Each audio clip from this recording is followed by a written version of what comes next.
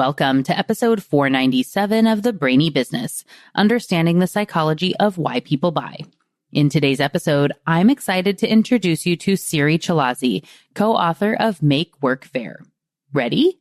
Let's get started. You are listening to the Brainy Business Podcast, where we dig into the psychology of why people buy and help you incorporate behavioral economics into your business, making it more brain-friendly. Now here's your host, Melina Palmer. Hello, everyone. My name is Melina Palmer, and I want to welcome you to the Brainy Business Podcast. What does it mean to have work be fair? How would you go about determining what it means to be fair? And if you were misaligned, where to start in making things more fair? It may feel like only a CEO or the head of HR can do that, where anyone else in an organization is just sort of subject to the policies of others, but it doesn't have to be that way. In fact, there are small things that anyone can do to help make work more fair for everyone. It can be as simple as the way you frame a resume, to the words you use in a job description, or the order in which you review interview responses, and so much more. We are going to get into the details of all that in today's conversation, where I'm joined by Siri Chilazi. Siri is a senior researcher at the Women and Public Policy program at Harvard Kennedy School, whose life's work is to advance gender equality in the workplace. As a keynote speaker and strategic advisor, Siri collaborates with a wide range of organizations around the world. She has an MBA from Harvard Business School, a master's in public policy from Harvard Kennedy School, and a BA in chemistry and physics from Harvard College. Her work regularly appears in leading media outlets, and she's recently co-authored a book with Iris Bonet called Make Work Fair, which is the central focus of our conversation today. Really quickly, before we get into that conversation, I want to be sure you know that there are links in the show notes for my top related past episodes and books, ways to get in touch with Siri and myself, and more. It's all within the app you're listening to and at thebrainybusiness.com/497. Now let's jump right in. Siri Chilazi, welcome to the Brainy Business Podcast. Thank you, Melina. It's so great to be here. Yes, I'm very excited to be chatting with you today. We've had a little bit of back and forth talking about, backgrounds and rooms and trees and plants and the spaces and things like that. So I feel like we're fast friends already. But for everyone who doesn't yet know you, can you share a little bit about yourself and the work that you do? I am a behavioral scientist, and I study gender equality in the workplace and fairness more broadly in the workplace at Harvard Kennedy School at a research center called the Women in Public Policy program. Most of my research is running large-scale randomized controlled trials in real organizations, in actual workplaces, to identify and test solutions that will close well-documented gender gaps. So, for example, we know that a lot of the traditional ways we hire people or evaluate their performance or promote people are very prone to bias. So my colleagues and I that I frequently collaborate with try to see, okay, what if we tweaked our hiring practices a little bit? What if we promote it differently? Would that yield different outcomes? In what cases and with what effects? Yeah. And so much fascinating information in your book. And of course, we'll be talking about that a lot throughout the show today. But I'm also interested, what drew you to that space, in particular, what's kind of the background that got you interested in that aspect of human behavior? I always like to say I wound up in academia by accident. I've had a long-standing interest in issues of gender equality. Really since childhood. And they really came to the fore when I got my first full-time job after college in a management consulting firm. That I would say was the first time in my life that I personally came face to face with a lot of these inequities that still exist today that I had up until then only read about in a more abstract sense. I knew that I wanted to dedicate my life to advancing gender equality in society, but I didn't know how exactly. And of course, 10, 12 years ago, the field also was in a very different place than it it is today. So I had the opportunity when I was finishing graduate school to work with Professor Kathleen McGinn from Harvard Business School and Jessica Lee Porter on a really fascinating 1-year-long research project. And even though I hadn't planned to go into research, I was familiar with their work, was a great admirer of theirs. So I said, this is an opportunity that I just can't pass up. Of course, I'll jump on for a year. And it was really that project studying the manifestations of gender inequality at the most senior levels of a very large global tech company and doing this applied social science style research that made me realize that the intersection of research and practice was exactly where I wanted to be. For me, it's incredibly important to generate all these insights about what works and what doesn't, and to grow the knowledge base. But for me, it's equally important to ensure that those insights wind up in the hands of practitioners, real people on the front lines in actual organizations who can actually make a difference on the ground with those insights. Because we as in academia aren't really in that position to implement things to change actual processes. So I love serving as a bridge of sorts, if you will, between academia and the world of practice. Oh, definitely. And I think that really came through in the book. And as far as so often we would read about, with a title like Make Work Fair, that it's easy to just talk about what isn't fair and maybe why it's not fair. But then here are some things you can actually do, and this is what it can look like. I know we talked a little bit about recruiting practices as something for a specific application, which we'll get to in a minute, because I also love that really early on in the book, you give a couple of examples of these sort of little things that can be making it to where, you may seem biased or you could be cutting people out and not even realize it just based on something that other people might not know either. So there was a really great example, both from you in teaching some fitness classes and something that you changed, and Iris, your co-author, of the way that she's favoring one side of the room when she teaches and being able to learn about that. Can you share a little bit about those kind of personal experiences and just showing as, I think, an example of a little thing that you can do to help be more inclusive? Yeah, that was actually Iris's and one of our main motivations in writing the book is the title, Make Work Fair, is very intentional because we wanted it to be an actionable roadmap for people at all levels of organizations, whether you're the CEO or the head of HR or the most junior intern, summer intern on the team, to equip folks with really concrete and actionable strategies. Often they're costless. Often they're really quick to implement, but they've all been tested and proven to work to make a positive difference. So my example in the introduction that I provide is, as you mentioned, I have a second career of sorts as a fitness instructor and fitness presenter. And I caught myself often using gender terms like ladies or step queens. Hi, ladies, welcome to today's kickboxing class. And then halfway through the class, dozens of people in there, I'd realize that there's a couple of gentlemen in the back row. And I've been unintentionally excluding them by talking to ladies. So I really made a conscious effort, and it took me several months of focused practice to change my speech patterns and start using more gender neutral words that could be used to refer to any groups, right? Whoever walked into my class, if I say, hello, friends, everyone, people, folks, fabulous humans. I know that everyone can feel like I'm speaking to them, regardless of whether they're a woman or a man or they identify their gender as something else. And it was once you change your habit and once that becomes a new way of speaking, it's so simple. In fact, Lufthansa, the airline based in Germany, is another example of an organization that's taken the same practice to heart. So they changed their onboard announcements a few years ago from saying ladies and gentlemen, which is the typical greeting in most customer service settings, welcome ladies and gentlemen, to saying dear passengers or welcome passengers. And why wouldn't we do that, right? It's so small. Kids might not identify themselves as a lady or a gentleman either. So why wouldn't we just use a small different word to make sure that everyone feels like, yes, they're speaking to me. I'm welcomed here. I belong here. The example that my co-author Iris gave is she doesn't hear well in one of her ears. And so in our classrooms, which are kind of auditorium style seating, she found herself gravitating to the side of the room and calling people on the one side of the room where she expected to hear them better. unconsciously.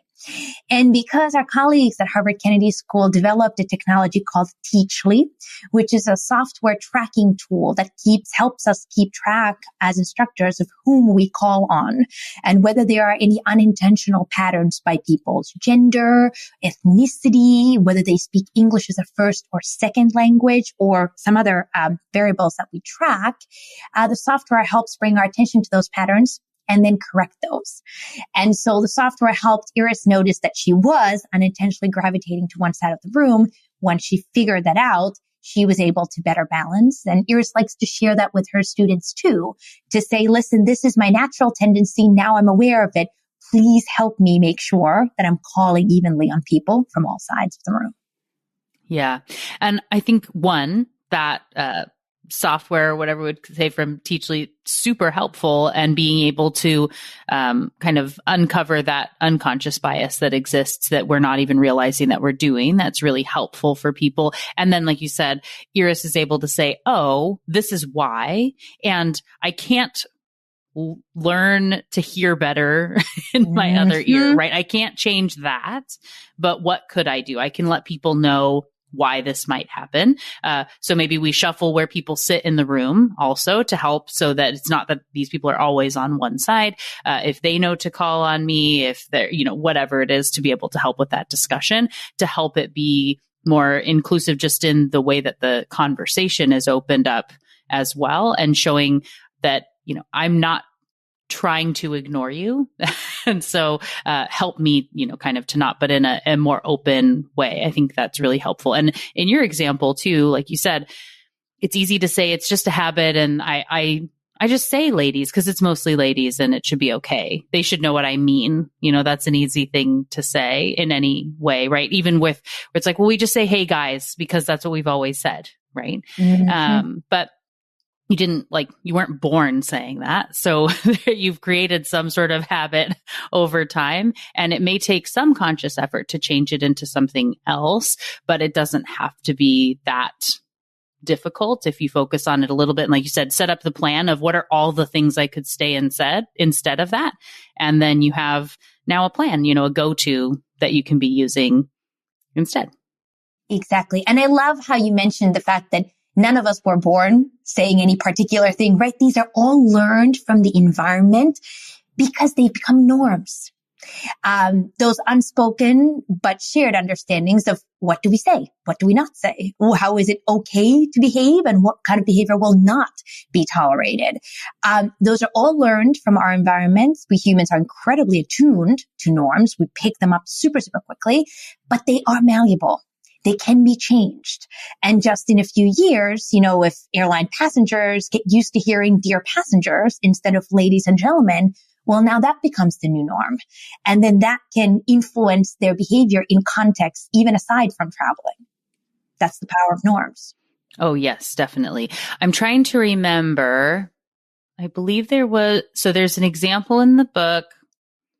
And it was something that when you changed and there were multiple of these, so you potentially will pick up on something different, but it was when a role was framed in a certain way, women were less likely to get the job. I know there's been some of when it's actually, so through Texas A&M University where I teach, there's been some research on, when the title was CEO, women were less likely to get the job because we think of what is a CEO? It's an older white gentleman, perhaps. That's the stereotype, at least. Yeah. But if we change the, just even what the title is, then more women are likely to get hired, as well as apply. And there was a lot of really interesting research about, getting people to apply for jobs and things, but potentially, the study I'm talking about already, you already have something that you're ready to go with. So I'll stop. Yes. So language is gendered on multiple levels. There's the obvious level of words like chairman, fireman, policeman, right? That are really reinforcing the default, not the correct one, that these jobs are for men. And I'm happy to report that a lot of that is actually changing, right? So these days we talk about firefighters, police officers, chairs or chairpersons instead. But language is also gendered on a more under the surface, subtle level. Words like leader, strong, independent, assertive, aggressive. Which gender do you think they're associated with, women or men? Men. Exactly. None of us need to be social scientists to know this, right? When I'm in front of a group of live humans and I ask, okay, so what words do you think are associated with women? Just off the top of their heads. They come up with exactly the ones that research has shown to be feminine stereotyped: warm, communal, caring, collaborative, empathetic, listening.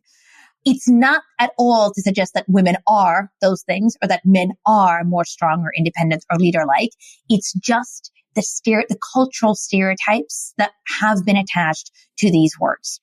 And it turns out that because we're consciously or most often unconsciously aware of those stereotypes, they influence our actual behaviors to quite a large degree. So studies around the world, including Canada, the United States, and India, have found that when job descriptions or job advertisements contain these masculine stereotyped words disproportionately, more men are likely to apply for those jobs.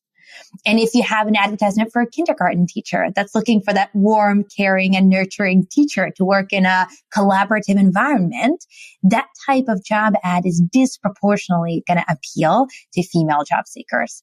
So organizations are often unwittingly and unintentionally closing off their talent pool, limiting their talent pool by their choice of words in job advertisements. Whereas in actuality, they're just trying to look for the broadest pool possible and the best talent to apply. And as often with these behavioral science things, the fix is surprisingly simple, surprisingly low cost. We can either get rid of the explicitly gendered words, or we could consciously balance out the feminine and masculine coded words that we use to help appeal to the broadest possible talent pool. The research is out there that all of us can rely on, quite literally the word lists of what's feminine and masculine. And now there's also wonderful software tools like Textio that help companies do this automatically. You just feed in a job description. It'll flag the gendered words. It'll suggest alternatives and help you make your job description more compelling. Oh, perfect. And so is there a recommendation then to say it should be to try to eliminate those words or to balance them? I would think that there's, kind of the other problem of like, then does no one apply because they don't see themselves in the ad, or it feels like I'm only half of this and so I shouldn't apply. Is there one way that's better for those who are creating those ads?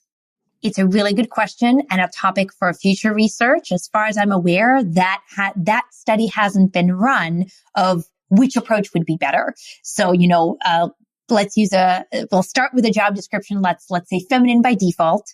And then treatment 1 is we make it totally neutral. And treatment 2 would be that we balance masculine and feminine coded words. And how would those 3 job descriptions compare? So I'd love to run that study. If there's anybody else, researchers out there listening, that's why research and testing is so important.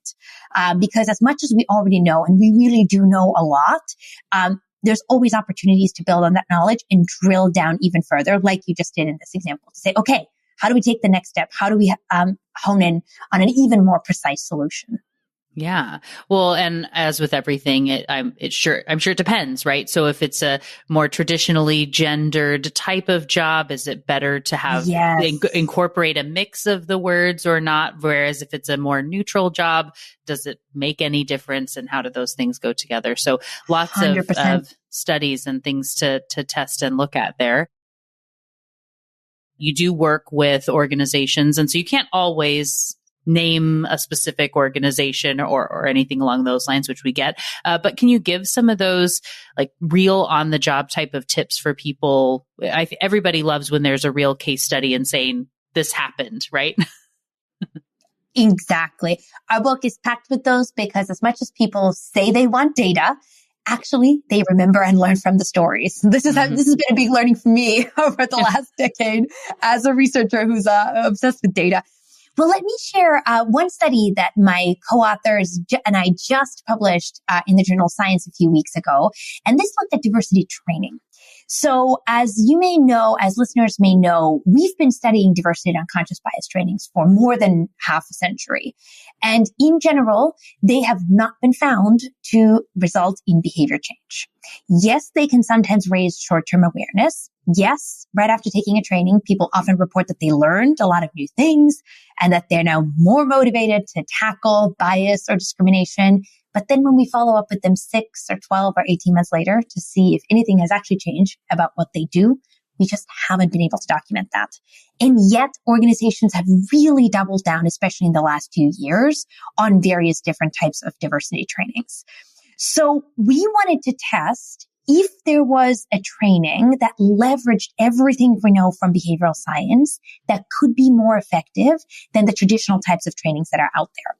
So in partnership with a large telecommunications and engineering firm with a global presence in more than 100 countries, we tested a behaviorally designed diversity training, which was a 7-minute video shown to managers who had raised an open job, but had not yet seen the applications. So basically, managers received this video right before they were to gain access to the submitted applications. What did this video do? Why is it behaviorally designed? Well, the first aspect is it was timely. Most normal diversity trainings take place on a predetermined cadence. So maybe you go through a module as part of onboarding, or once a year you have to do this, hour-long training. In this case, we had managers engage with the training right before they were about to make this consequential hiring decision, which is what we were trying to influence. The second piece is that a lot of diversity training is not specific to the activities that people are doing as part of their everyday work. So we're talking about these high-level concepts of unconscious bias and this and that, but it's not clear how that would apply to your everyday work.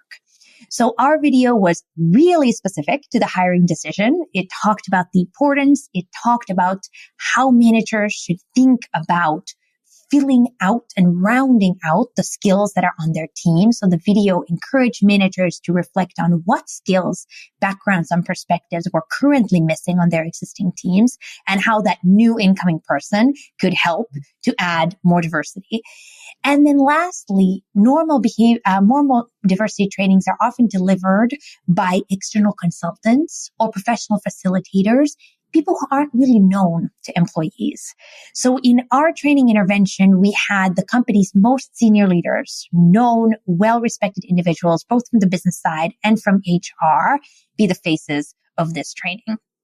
And long story short, what we found was that the training indeed helped to increase the shortlisting of women, female candidates, as well as non-national applicants, who were people whose country of nationality was different from the country of the job that they were applying to. Because this being a global firm, they wanted to make sure that it wasn't just French people being employed in France and Swedes being employed in Sweden and Indians in India. They actually wanted global talent to be present in all of the company's offices. So we found that this pretty costless, short intervention, timed, delivered by authority figures, really specific to the decision at hand, actually helped to increase diversity in who people hired. And we hope that this will be a promising roadmap forward for organizations that still choose to invest in some type of diversity training. We also hope that this serves as a reminder of the importance of testing and evaluating, because that's been another real challenge with a lot of the trainings that are out there that companies are spending money and time on, is they never actually measure any behavioral outcomes of those trainings. Right. Because we just have a gut feeling for it, right? I can tell that it was good. Or we just liked it. It was a great session, 10 out of 10 feedback. Well, that's lovely. But was that the end goal? Right. Yes. Yes, it was. That was it. That was our whole goal. No. Well, and I think with that point you're making there too, when it comes to a lot of, whether it's diversity training or something along those lines, and you do touch on this in the book, but that really, that kind of cognitive dissonance of people not wanting to be associated with whatever the bad thing is. And so it's easy to say, well, that doesn't, I'm not that bad. That's not a me thing.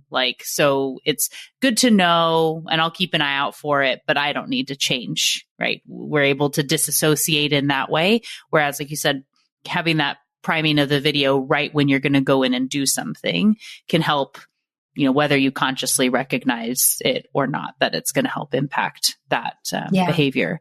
I can't tell you how often I get that reaction when talking to people of, oh, well, that sounds like an interesting study, but that wasn't done in my sector or not in my country, or certainly at my firm, we wouldn't have this, right? And, the honest answer is unless we test or unless we study your particular firm, we don't know.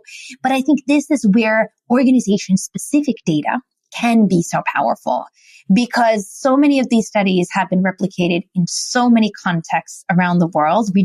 Humans are humans after all. When you put them in groups, in organizations, certain dynamics emerge pretty consistently and predictably.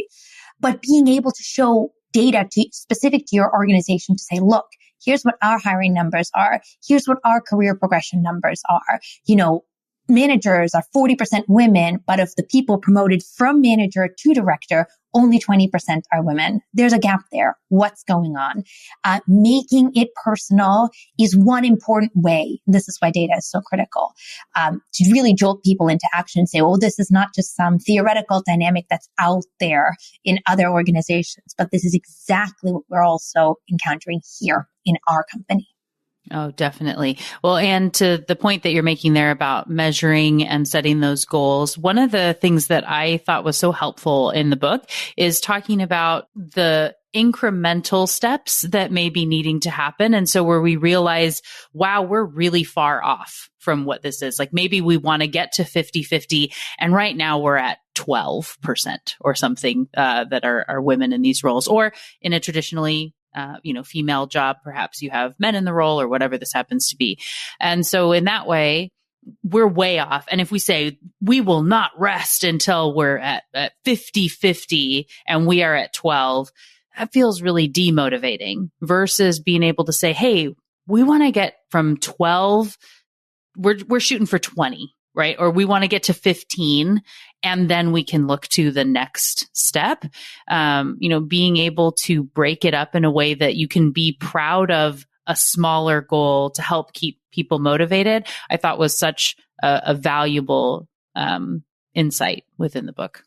It is. And it applies to advancing fairness at work, but it also applies to anything else that you want to accomplish, right? If you don't read at all and you say, I'm going to go from reading 0 books ever to reading a book a week, it's just not going to happen. It's so unlikely to happen. And then once the first couple of weeks pass and you still haven't read a page, you're more likely to get discouraged and give up on the goal entirely than to get back on track. Whereas if you said, okay, how about 10 pages a week? And then once you've established the habit, you can build up to 1 chapter a week, 1 book a month, whatever makes sense. There's a lot of goals are another topic that have been extensively studied for decades. And the evidence is pretty clear that goals need to be stretching, because if they don't require any behavior change, then there's sort of no point in having them at all. But to your point, if they're overly ambitious, they can become demotivating because you just don't see a path of how to ever get there. I'm thinking of one beautiful example of this in the real world is the efforts in the UK to increase women's representation on corporate boards. That was achieved through a voluntary goal-based approach. So not quotas, not legislative mandates, but the government of the UK came together with the largest companies, with the media, with academics, with search firms, which are a key stakeholder because they're often the ones who concretely place people onto boards. And in 2011, they came together at the point when women were only 12.5% of corporate directors on the 100 largest companies in the UK to say, let's set ourselves a goal of getting from 12.5% to 25% in 4 years. So that was actually really ambitious. It was doubling the share of women in 4 years. But they brought together this coalition where everybody was kind of doing their part and pushing from different angles. So the media, journalists were writing articles about this, raising the profile of the issue, calling out both companies that were doing particularly well, but also the companies that were lagging behind to start to shift norms, to create social pressure. Academics were pumping out more studies and data about what's actually happening, case studies from different countries. The government put its weight behind the initiative and said, we're watching carefully and we expect to see progress. And by the way, in fact, this is back when the UK was still part of the EU. There started to be conversations in the EU about potentially instituting quotas. So the government helpfully, had that specter hanging in the background saying, well, it's nice to start with a voluntary goals-led approach. Let's see how you do. And if not, we may have to institute quotas down the line. And then the 30% Club, which was founded by Helena Morrissey, an advocacy organization, took a really leading on-the-ground role in going one by one to the chairman of the 100 largest companies. And at the time, 99 of the 100 were in fact men, to persuade them one by one and to have them influence each other. And as a result of this multi-pronged approach, they met the goal on time in 2015. So then what did they do? I think this is the most powerful, important part of all. They said, let's raise the goal from 25% to 33% for the next 5 years. And let's include more companies in our scope. So they went from the FTSE 100 to the FTSE 350, the 350 largest companies in the UK. 5 years later, 2020, they've again met their goal. So now they say, let's keep raising the bar. Let's lift the goal up to 40%. And let's also extend the goal not just to board directors, but the C-suite roles within these companies, which are often feeder roles to corporate boards. The latest numbers are about to be released very soon because we're in 2025, the end of the next 5-year plan. But they've already exceeded that goal as well. The UK is the number 2 country in the world in terms of women's representation on corporate boards, behind only France. So it works. Absolutely. And just keeping dedicated to something and showing how much effort has to go behind it. And this is why, when it gets to goals and things, if we have too many things we're trying to do and we're too ambitious in all of them, we won't get anything done. And so being able to prioritize, focus on the right things, being really important there. As I could, of course, talk to you all day about all the things. But as we go to close out our conversation today, one of the things that I was really thinking about has to do with some of those practical tips, examples of some things that people can go and do. One that stands out for me has to do with in the way that we review, answers from applicants. And we may think, well, we look at each person one at a time and evaluate them. But maybe there's some advice to do that in a different way. How could we look at reviewing candidates for positions? And if you have any other examples you want to, put out there for some of these practical tips. Yeah, this is actually a broader tip that applies to evaluation in any settings. It could be when you're picking people for a project, or evaluating performance, or promoting someone, or as you said, evaluating candidates for a new job. And it derives from this insight from behavioral science that human brains are naturally comparative. So when you're looking at one person in isolation, on a scale of 1 to 5, how good was their answer to question 1? Well, it's kind of hard actually to put an absolute value on it. But if you interviewed 5 people and you compare all of their answers to question 1, now it's much easier to say, oh, candidate 1 was really more of a 4. Candidate 2 was more of a 3. Candidate 3 really hit it out of the park. Their answer was a 5. So that would be the advice, is look at all the components that you're evaluating. It could be 5 questions in an interview, or it could be maybe they submitted a cover letter and a resume, and those are the 2 components that you're evaluating. Evaluate them horizontally. So candidate 1, candidate 2, candidate 3, and so forth on the same dimension, calibrate them against each other, and then turn to the next dimension. So that's one great tip. You mentioned hiring earlier, so I wanted to give another tip in that regard too. And this relates to the design of our resumes, the formatting of our resumes. The typical resume format lists your experience, your work, and then the associated dates. So 2010 to 2013, management consultant.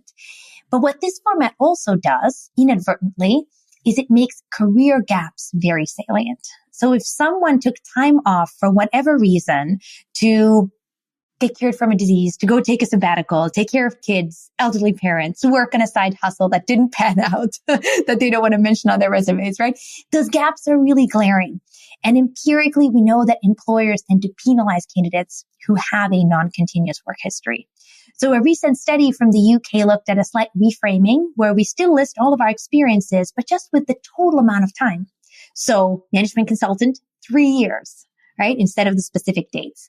And it turns out this small reframe helped both women and men be about 15% more likely to get invited for an interview for a range of jobs, from software engineer and financial analyst to caretaker and customer service representative in a call center. And it's because companies were better able to look beyond irrelevant factors like career gaps, focus on the actual skills and competencies that candidates brought, and then make better matches between those skills and the jobs that they were looking to fill. So sometimes it's something as small and simple as changing a resume format or changing how you assess candidates' answers to interview questions.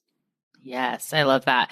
And I know in reading in the book too, and of course where people, were able to come back from whatever that gap was, typically better, stronger, calmer, more centered, whatever it was. And so it was usually a positive when it could be framed that way if someone was ever given the chance to kind of talk about the value of that. But I love that just tiny reframe that can have such a huge impact for so many people, and to realize I know the gap might have been 8 months because they were, they had saved up enough and they got to go have their, eat, pray, love experience or something. Yes. And why would we penalize someone for that?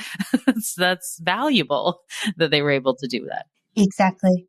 And that's the mechanism too, whereby we can break down some of these stereotypes in the long term. Is now we still know employers penalize career gaps, but maybe if with the help of a resume redesign, we get more people with career gaps into the workforce and employers actually see, to your point, that those have been growthful experiences and these make people better workers, then over time, that preference for people with continuous work histories might actually disappear.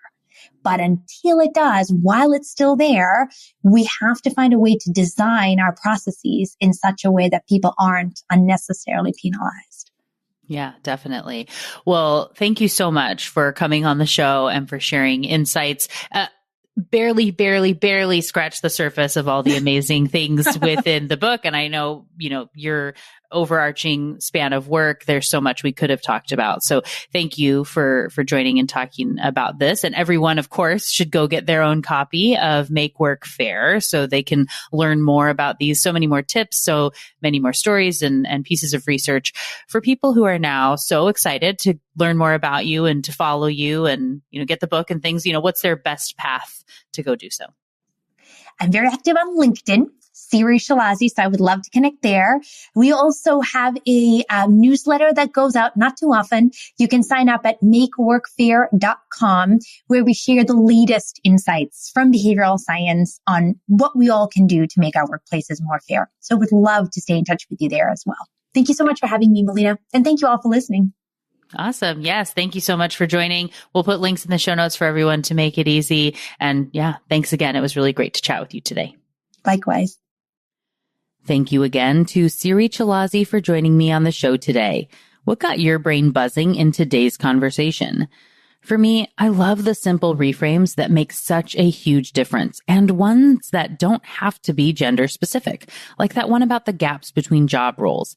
I've talked before on the show and in my books about the simple reframe for the nail salon near me that said it was rated best in the South Sound in 2009, 2010, and 2011. And I was seeing that in 2017 or 2018. Well, the accomplishment hasn't changed. The big gap in time can make someone read that and wonder what happened, or that they must have gone way downhill since then. If it just said that they had won Best in the South Sound 3 years in a row, it would have felt completely different. Along those same lines, it's still true to say that you worked for a company for 3 years, and then the next role was 2 or 5 or whatever. And by eliminating the exact years, it helps to make it so the gap where you took a sabbatical or took care of an elderly parent or wrote a book doesn't have to keep you from being asked for the interview. Knowing that both men and women were 15% more likely to move forward in the process when this little tweak was made is amazing. There are so many other concrete, specific, and useful examples throughout the book, tips you can apply in your own work, whether you're an applicant, a manager, or setting up corporate policies. In Make Work Fair, they also share a bunch of myths, like the need to de-bias individuals, or that your gain has to equal my loss, and that fairness requires a different approach than other business goals. Fairness can be measured. This book talks about how it can show up in the way you set goals, the data you track, the way you hire, the words you use, and so many little things that can help every company and individual to be a little more fair. And I think we can all benefit from that, don't you? As we close out the show, don't forget about those show notes, which include links to my top related past episodes and books, including Make Work Fair, ways to get in touch with Siri and myself, and more. It's all within the app you're listening to and at thebrainybusiness.com/497. And thank you again to Siri Chilazi for joining me on the show today. It was a delight to chat with and learn from you. Join me Tuesday for another Brainy episode of the Brainy Business Podcast. It's going to be a lot of fun. You don't want to miss it. Until then, thanks again for listening and learning with me. And remember to be thoughtful. Thank you for listening to the Brainy Business Podcast. Melina offers virtual strategy sessions, workshops, and other services to help businesses be more brain-friendly. For more free resources, visit thebrainybusiness.com.